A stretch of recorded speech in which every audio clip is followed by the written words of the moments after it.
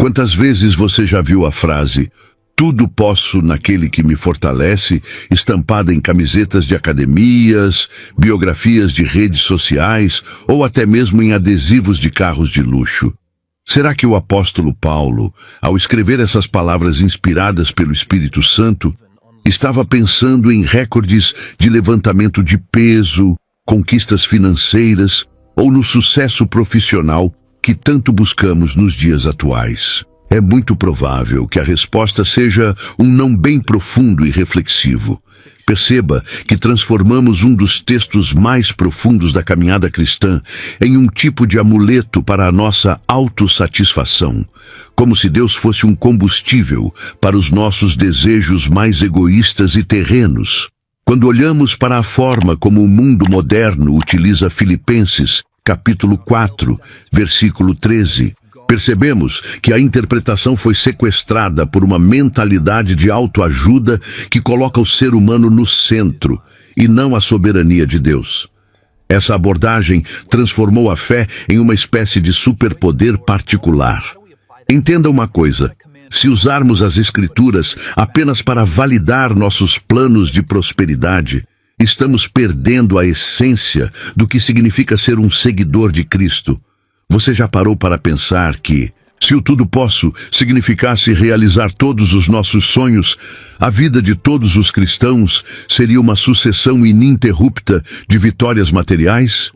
O uso indiscriminado dessa promessa gera uma frustração profunda quando a dor chega, porque fomos ensinados que a força de Deus serve apenas para nos tirar do sofrimento e não para nos sustentar através dele. O grande erro da nossa geração é ler a Bíblia com as lentes do consumo e do desempenho.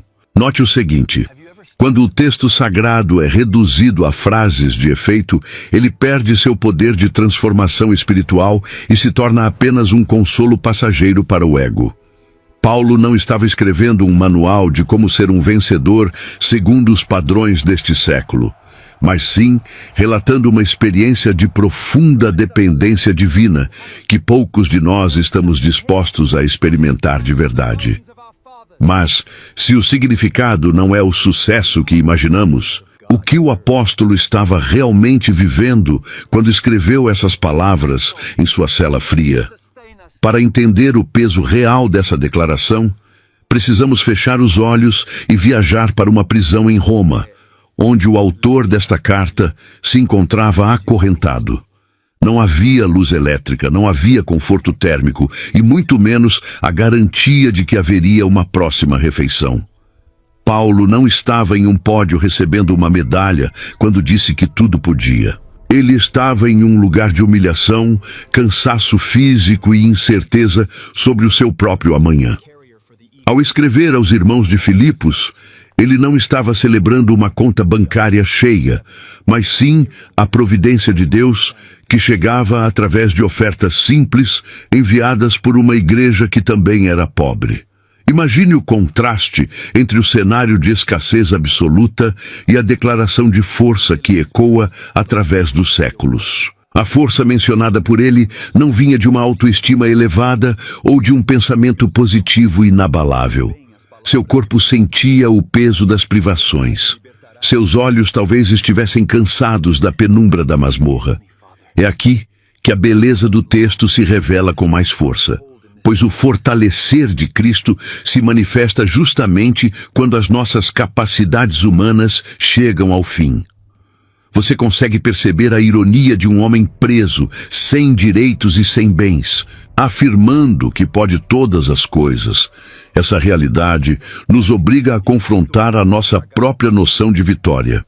Se Paulo estivesse errado na sua interpretação de tudo posso, ele teria reclamado da falta de liberdade ou da injustiça de sua prisão, em vez de focar na força que recebia de cima. Ele sabia que o poder de Deus não era um salvo-conduto para escapar das correntes, mas sim o óleo que lubrificava a sua alma para que ele pudesse glorificar ao Senhor, mesmo estando atrás das grades. Diante desse cenário de dor, como podemos continuar acreditando que o versículo fala sobre ganhar campeonatos ou comprar casas novas? Isolar um versículo bíblico do seu contexto original é como tentar entender uma floresta olhando apenas para uma folha seca caída no chão. Quando retiramos a frase "tudo posso naquele que me fortalece" do fluxo de pensamento que Paulo vinha desenvolvendo em Filipenses capítulo 4, criamos uma teologia perigosa e centrada no homem. O versículo 13 não é uma ilha. Ele é a conclusão de um raciocínio que começa muito antes, onde o apóstolo fala sobre gratidão, paz e a virtude da mente cristã. Sem o que vem antes, o 13 se torna uma mentira piedosa que usamos para justificar qualquer ambição pessoal que tenhamos em mente.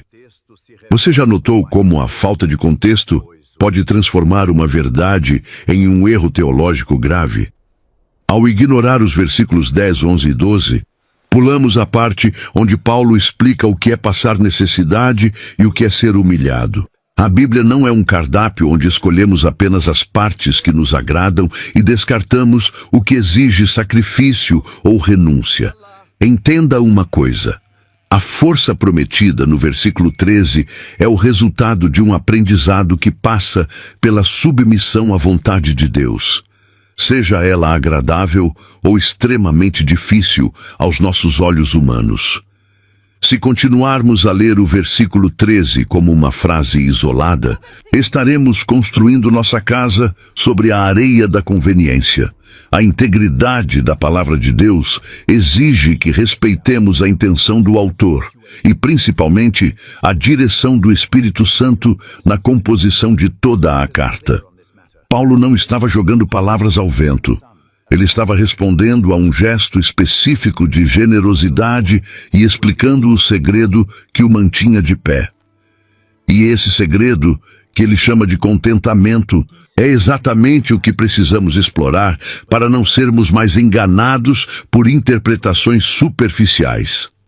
Será que sabemos o que realmente significa estar contente em qualquer situação?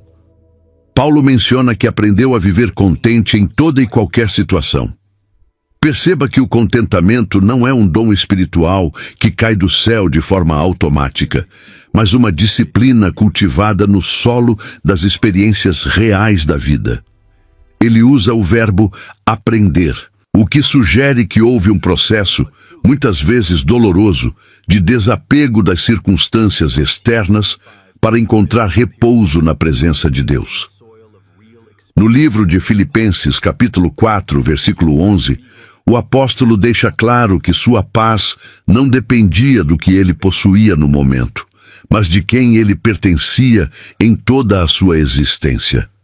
Entenda uma coisa, o contentamento bíblico não é o mesmo que o conformismo ou a passividade mundana, mas sim a convicção profunda de que a vontade de Deus é suficiente, mesmo quando ela não nos traz o conforto imediato que nossa natureza humana tanto deseja. Essa lição de Paulo nos confronta diretamente com a nossa cultura de insatisfação perpétua. Vivemos em um tempo onde somos bombardeados pela ideia de que precisamos de algo mais para sermos felizes, seja um novo objeto, um novo relacionamento ou uma nova posição social. Note o seguinte: quando o apóstolo afirma que aprendeu o segredo de estar contente, ele está dizendo que a sua alma encontrou uma âncora que não se move com as marés da economia ou com a instabilidade política de Roma. Ele não estava fingindo que a dor não existia, mas estava declarando que a dor não tinha o poder de ditar a sua alegria. O contentamento é, portanto, uma vitória sobre o ambiente, um estado de espírito onde a confiança na soberania divina é maior do que o medo da privação física. Ao olharmos para o versículo 12 do capítulo 4, vemos que essa instrução foi recebida tanto na fartura quanto na fome. É muito fácil falar de Deus quando a mesa está cheia e a saúde está perfeita. Mas o verdadeiro teste do aprendizado de Paulo acontecia quando o estômago roncava de fome na cela da prisão. Perceba que a força para estar contente é a mesma força necessária para não se perder na abundância.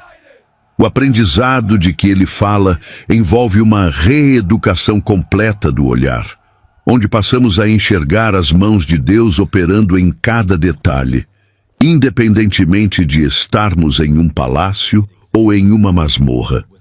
É essa base sólida que prepara o terreno para a declaração que todos conhecemos, mas que poucos entendem em sua plenitude técnica e espiritual. A frase, "Tudo posso naquele que me fortalece", é uma afirmação sobre capacidade delegada, não sobre poder intrínseco ou autoconfiança. Paulo não estava dizendo que possuía uma reserva de energia mágica dentro de si, mas que Cristo era a fonte constante que o sustentava quando suas próprias energias humanas chegavam ao esgotamento total. Note o seguinte: a palavra grega original, utilizada para fortalecer, traz a ideia de infundir poder interior. Isso significa que, à medida que os desafios surgiam e as muralhas se levantavam, o Senhor derramava a força exata e necessária para aquele momento específico. Não se trata de um estoque de força que guardamos para o futuro, mas de um suprimento diário e preciso para a batalha que estamos enfrentando no agora. Quando tentamos usar esse versículo para alimentar nossa própria autonomia ou para validar projetos de ambição pessoal, estamos indo contra o espírito do texto, que nos convida a uma entrega total e humilde. Entenda uma coisa: a força de Deus não é um combustível para o nosso orgulho, mas o suporte para a nossa fraqueza. O apóstolo sabia que era fraco, e era justamente nessa consciência de fragilidade que o poder de Cristo se tornava perfeito em sua vida. O tudo posso de Paulo significava, na verdade, sou capaz de suportar todas as ordens e caminhos que Deus designar para mim, pois Ele mesmo me sustenta no processo. É uma troca de fardos, onde deixamos de carregar o peso do mundo em nossos ombros e passamos a caminhar sob a estrutura inabalável da graça divina. Observe que o foco da frase não está no "eu posso", mas no "naquele que me fortalece". O centro de gravidade da vida cristã deve ser deslocado de nossas habilidades para a fidelidade de Jesus. Muitas pessoas sofrem de estresse e esgotamento emocional porque interpretam esse versículo como uma obrigação de serem super-humanos que nunca falham ou se cansam. No entanto, o que o texto nos ensina é que podemos descansar mesmo em meio ao caos, porque a responsabilidade de nos manter de pé não é nossa, mas daquele que nos chamou. A força mencionada por Paulo é aquela que permite ao mártir cantar na fogueira e ao aflito sorrir na perda, pois a fonte dessa resistência não pertence a este mundo e não pode ser esgotada pelas circunstâncias terrenas. Muitas vezes focamos apenas no sofrimento de Paulo, mas o versículo 12 de Filipenses, capítulo 4, nos revela que ele também precisou de força para lidar com a abundância. Ter muito pode ser tão perigoso para a saúde da alma quanto ter pouco, pois a fartura tem o poder sedutor de nos fazer esquecer da nossa necessidade constante e vital do Criador. O apóstolo sabia que precisava da força de Cristo tanto para não se ensoberbecer no sucesso, quanto para não se desesperar no fracasso. Ele havia sido instruído tanto na fartura quanto na fome, tanto na abundância quanto na escassez, o que nos mostra que o equilíbrio espiritual é uma das tarefas mais difíceis da caminhada cristã. Essa versatilidade espiritual é o que define o verdadeiro seguidor de Jesus Cristo, alguém que não se deixa moldar pelas oscilações do mercado financeiro, pela saúde do corpo ou pela aprovação das pessoas ao seu redor. Perceba que a força de Jesus é o que estabiliza o coração quando o mundo tenta nos empurrar para os extremos do orgulho ou do desânimo profundo. Paulo entendia que, se ele não estivesse fortalecido por Deus, a riqueza poderia torná-lo arrogante e a pobreza poderia torná-lo amargo. Entenda uma coisa, o perigo de ter tudo é achar que não precisamos de mais nada, enquanto o perigo de não ter nada é achar que Deus nos abandonou. O versículo 13 é o escudo que nos protege dessas duas mentiras destrutivas. Ao aplicar esse princípio em nossas vidas, percebemos que o tudo posso é a nossa capacidade de permanecer fiéis e íntegros, independentemente do saldo bancário ou do status social. Note o seguinte, se você está em um momento de grande colheita e prosperidade, você precisa de Filipenses capítulo 4, versículo 13, para manter os pés no chão e o coração no céu.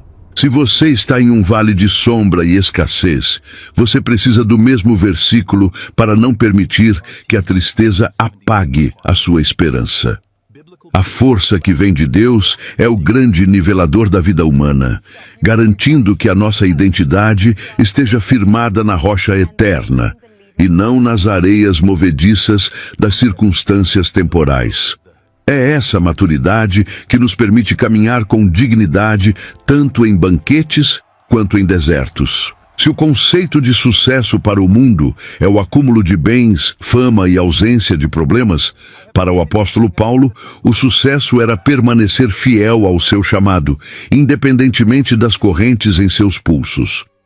Perceba que a nossa sociedade ocidental, mergulhada no materialismo, tentou domesticar a mensagem da cruz para torná-la palatável ao nosso desejo de conforto imediato. Quando usamos Filipenses, capítulo 4, versículo 13, para celebrar uma promoção ou a compra de um bem material, estamos reduzindo a majestade divina ao papel de um assistente de nossos caprichos temporais. Entenda uma coisa, o sucesso bíblico é medido pela nossa capacidade de refletir a glória de Deus, tanto no Monte da Transfiguração, quanto no Vale da Sombra da Morte. A força que recebemos não é para brilharmos diante dos homens, mas para permanecermos firmes diante das tempestades que tentam abalar a nossa confiança no Pai. Ao olharmos para a vida de Jesus Cristo, o autor e consumador da nossa fé, vemos que ele possuía todo o poder nos céus e na terra, mas escolheu o caminho da renúncia e do sacrifício por amor a nós. Note o seguinte, se o tudo posso fosse sobre poder absoluto para benefício próprio, Jesus teria descido da cruz e aniquilado seus perseguidores com um simples olhar. No entanto, o poder de Deus se manifestou na sua capacidade de suportar o peso do pecado da humanidade com uma paciência e um amor que ultrapassam todo o entendimento humano.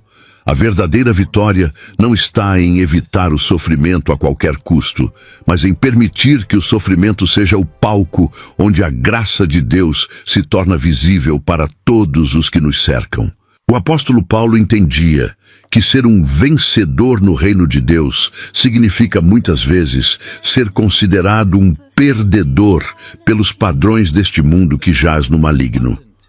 Você já parou para refletir que a sua maior conquista pode não ser o que você conseguiu alcançar, mas o que você conseguiu suportar sem perder a fé e a esperança?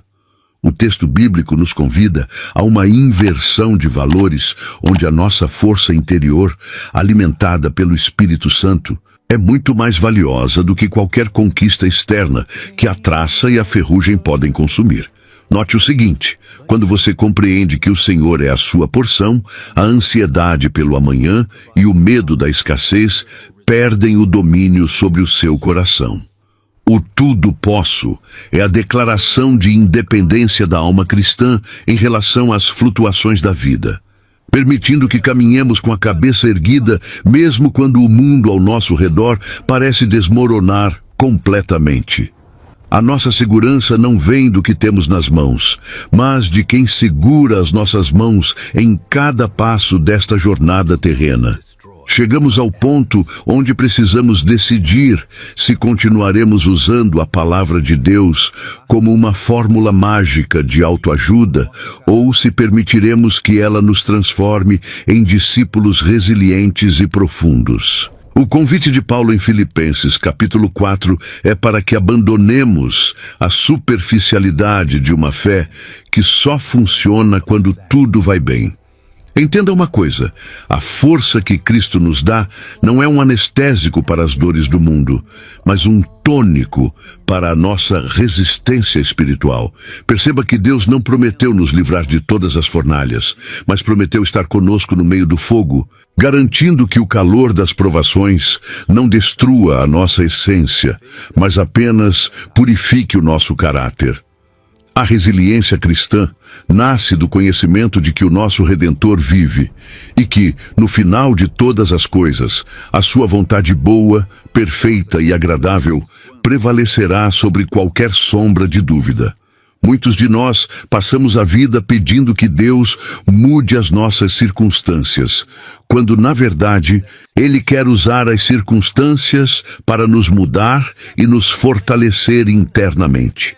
Note o seguinte: a força mencionada no versículo 13 é o que nos permite olhar para uma situação de perda e dizer com sinceridade de alma que o Senhor deu e o Senhor tirou, e que o seu nome continua sendo bendito. Essa maturidade não vem de um estudo acadêmico frio, mas de um relacionamento vibrante e diário com aquele que sustenta o universo com a palavra do seu poder.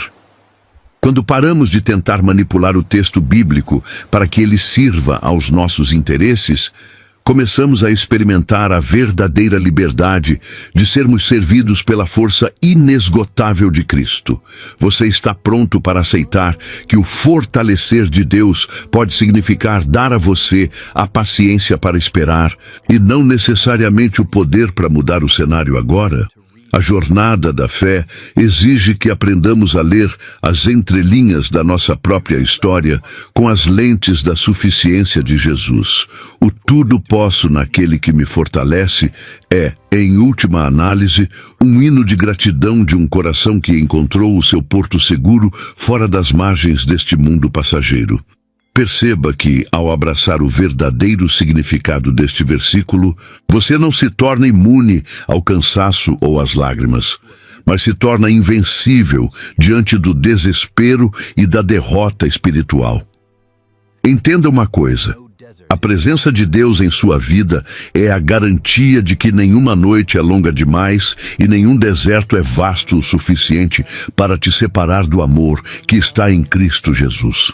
Que essa verdade mude a forma como você acorda amanhã, transformando cada desafio em uma oportunidade de ver o poder de Deus agindo através da sua fraqueza humana.